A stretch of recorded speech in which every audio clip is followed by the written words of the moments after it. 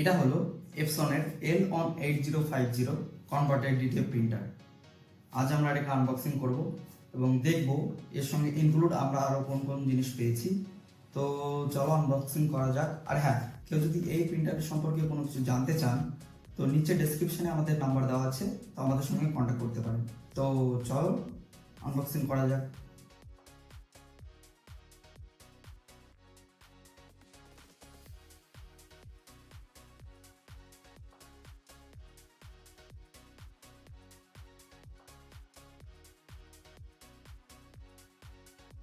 বক্সটি খুলে দেখি আমাদের প্রিন্টার বক্সের মধ্যে আরও কী কী এসেছে।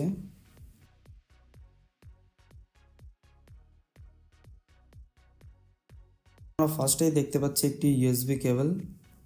এটা প্রিন্টার আর পিসির সঙ্গে কানেক্ট করার জন্য যে ইউএসবি কেবল আসে সেটা দিয়েছে আমাদের।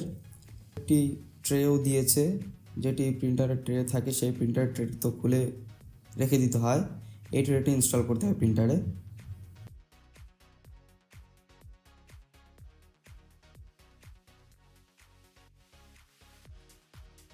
100 ডিটিএফ শিটও দিয়েছে A3 সাইজের। এটি সাধারণত A3 সাইজ থেকে একটু বড়ই রয়েছে, কারণ এটা হচ্ছে 12/18 ইঞ্চ। এবং তার সঙ্গে আমাদের একটি মাস্কিং টেপও দিয়েছে। আর এই মাস্কিং টেপের কী কাজ সেটি আমি আপনাদের পরে বলে দেব।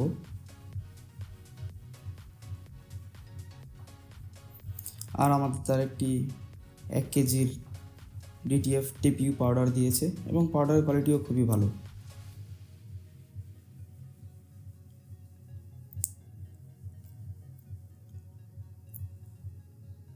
আর এটি হলো CISS ট্যাঙ্ক। আর এটি হলো মাল্টি রিসেটার, যেটির কাজ আমি আপনাদের পরে বলে দেব। এর সঙ্গে তারা আমাদের 6 ইঙ্কও প্রোভাইড করেছে।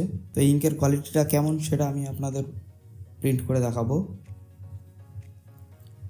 এবং এর সঙ্গে তারা আমাদের ক্লিনিং সলিউশনই দিয়েছে 100 ml এর।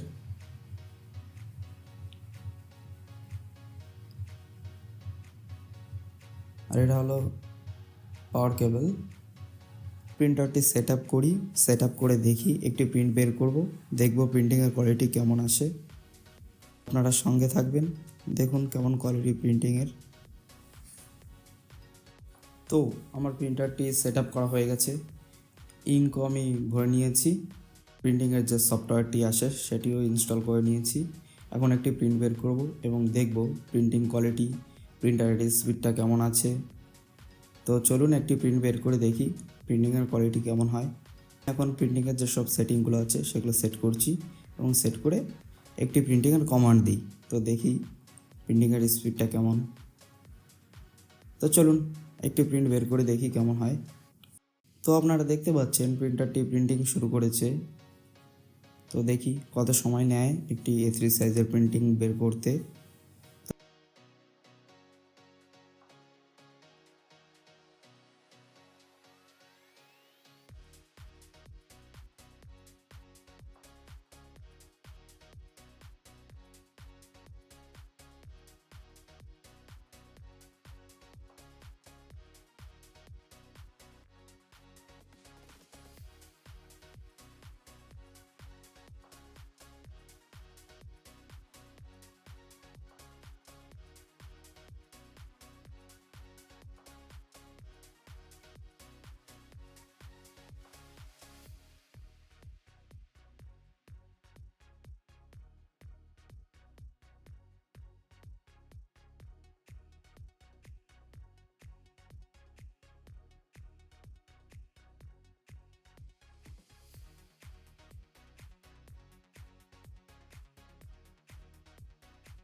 টিপিইউ পাউডার অ্যাপ্লাই করার জন্য একটি ট্রের প্রয়োজন।